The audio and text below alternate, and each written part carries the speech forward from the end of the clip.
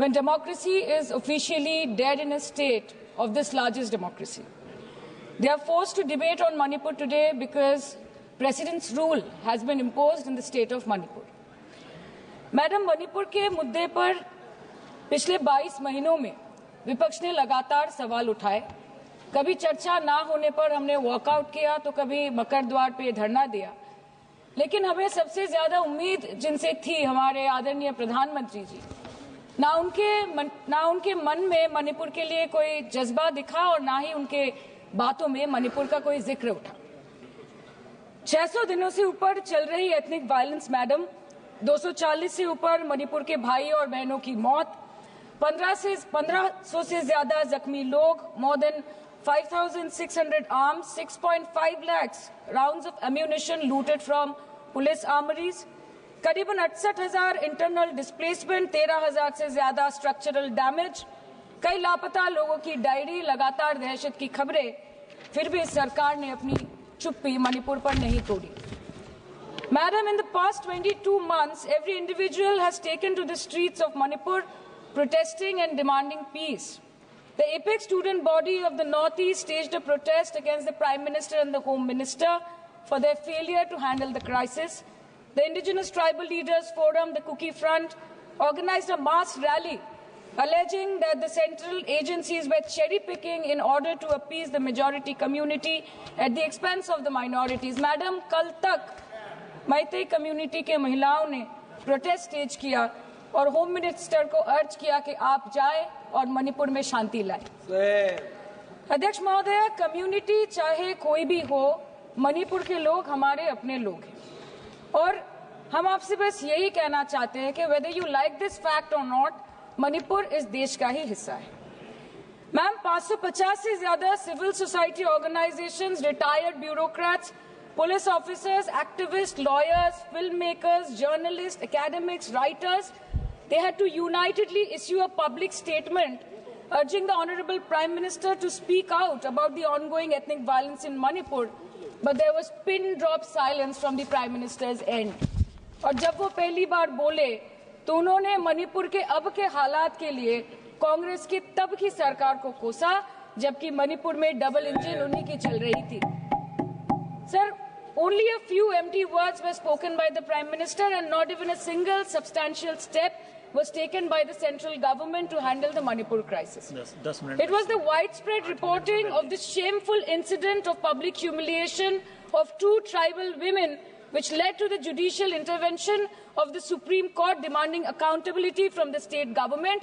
And unfortunately, the United Nations too raised alarms about the blatant abuse of human rights in Manipur, citing reports of extrajudicial killing and sexual violence. What is the point? What is the point? What is the point of discussing Manipur, madam? What is the point of discussing the budget of Manipur?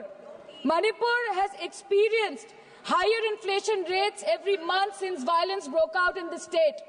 70% of Manipur lives in the villages with a monthly inflation rate of 10 to 12%, the highest inflation among all states in the country. Youth employment in Manipur is at 23%. Mantri.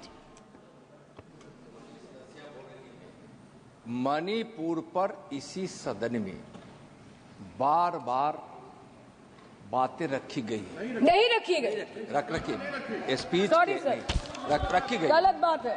और गृह मंत्री जी भी, प्रधानमंत्री जी भी अपने भाषण के क्रम में वहां की स्थिति को बड़ी स्पष्टता के साथ रखे हैं।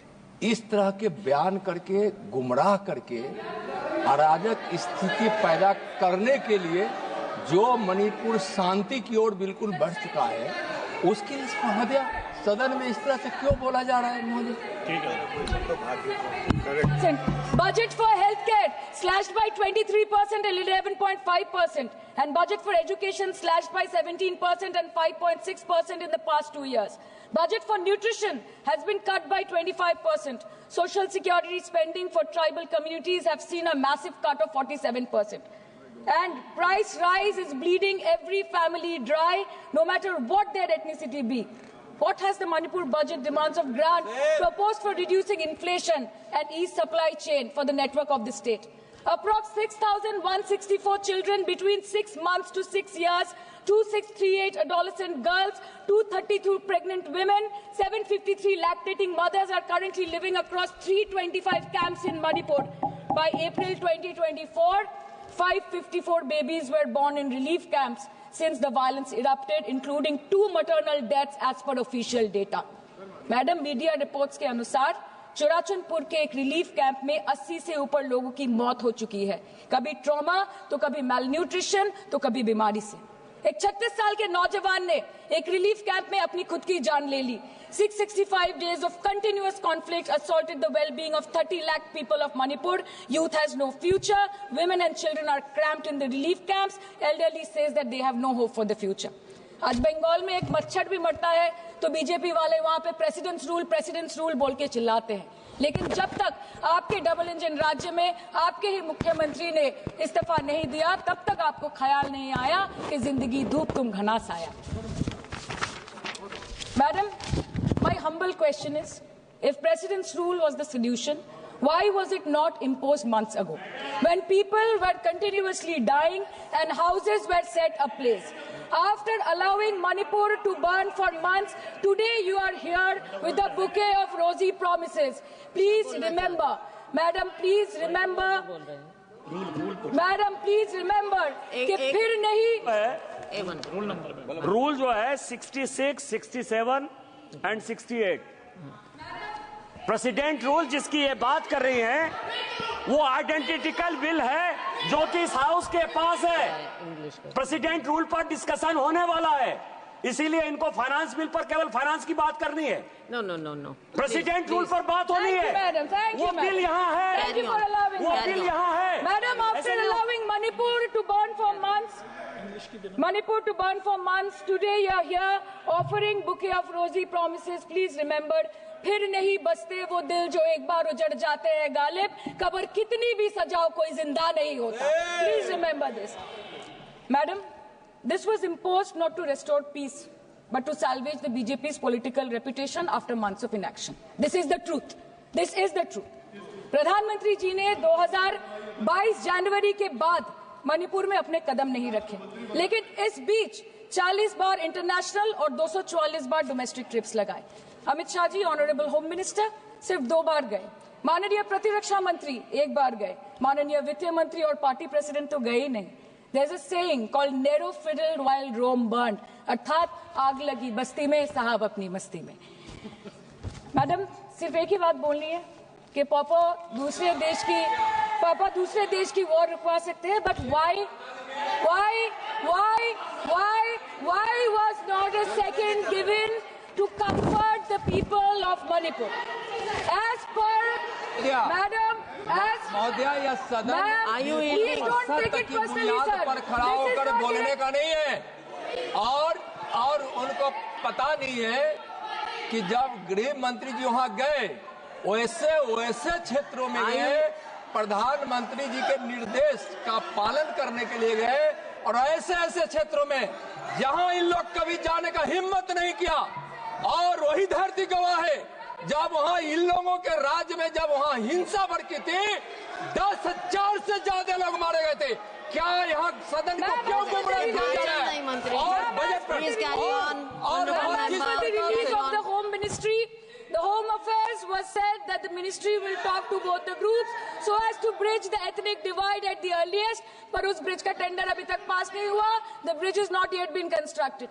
Mr. Shah visited Manipur on 29th May 2023 and constituted a peace committee under the chairpersonship of Governor of Manipur, but there has been no development since.